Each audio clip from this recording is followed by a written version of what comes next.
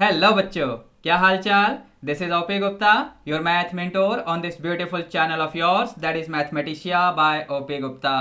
तो आज के लेक्चर में हम लोग असर्शन रीजन टाइप का एक प्यारा सा क्वेश्चन डिस्कस करने वाले हैं। अगर आप में से किसी बच्चे को ये नहीं पता कि असर्शन रीजन क्वेश्चन होते क्या हैं, देन डोंट वरी, इस वीडियो का डिस्क्रिप्शन बॉक्स चेक कर लेना। आपको असर्शन रीजन टाइप के क्वेश्चंस का प्लेलिस्ट मिल जाएगा। उसमें अगर आप शुरू के लेक्चर्स देखोगे ना, तो मैंने ये एक्सप्लेन किया हुआ है कि असर्शन रीजन टाइप के क्वेश्चंस क्या होते हैं। वैसे ये आप लोगों के लिए मोस्ट इंपॉर्टेंट टाइप के क्वेश्चंस होंगे फॉर 2023 एग्जामिनेशन।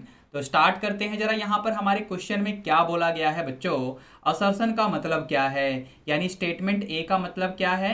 यहाँ पर एक वेक्टर ए दिया हुआ है and we have been given another vector that is vector B. ये बोला गया है कि A and B are parallel vectors अगर P के ऊपर ये कंडीशन हो, यानी P की वैल्यू ये हो और Q की वैल्यू ऐसी हो। चलो जरा सिंप्लीफाई करके देखते हैं। अगर आपको ध्यान हो, कोई से भी दो वेक्टर अगर पैरेलल होते हैं तो उनके डायरेक्शन रेशोज प्रोपोर्शनल होने चाहिए।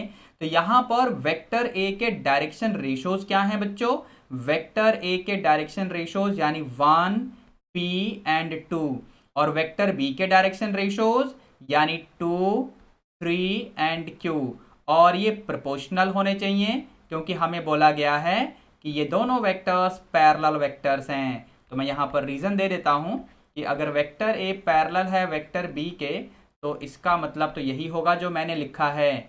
अब यहाँ से आप लोग क्या करो बच्चों कि कंसीडर कर लेंगे हम लोग 1/2 इज इक्वल टू P/3। यहां से सिंप्लीफाई करोगे तो P की वैल्यू 3/2 आ रही होगी, और यही तो हमारे क्वेश्चन में बताया हुआ है असर्शन वाले स्टेटमेंट में। अब इसके बाद एक काम और करो, ये 1/2 को आप कंसीडर करो 2/Q के भी इक्वल। तो यहां से क्रॉस मल्टीप्लाई करोगे तो Q की वैल्यू 4 मिलेगी, और यही तो बता रखा है असर्शन वाले स्टेटमेंट में। इसका मतलब ये हुआ कि असर्शन वाला स्टेटमेंट यहां पर ट्रू है बच्चों, ठीक है ना।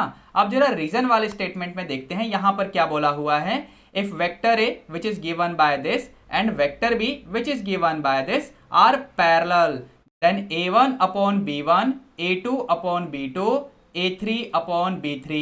यानी यहां पर पहले वेक्टर a के ये रहे drs और दूसरे वेक्टर b के ये रहे drs, तो ये तो प्रोपोर्शनल ही है ना। तो यहां पर भी वही चीज लिखी गई है जिसका यूज करके मैंने असर्शन वाले स्टेटमेंट को एक्सप्लेन किया। इसका मतलब रीजन भी ट्रू है, and apart from that reason is a correct explanation of assertion. तो इसका मतलब ऐसा कहां पर लिखा हुआ है बच्चों, यहां पर देखो, both A and R are true and R is the correct explanation of A. समझे। इसका मतलब ये हुआ इस क्वेश्चन का कौन सा ऑप्शन सही हो जाएगा, option A will be correct for this question.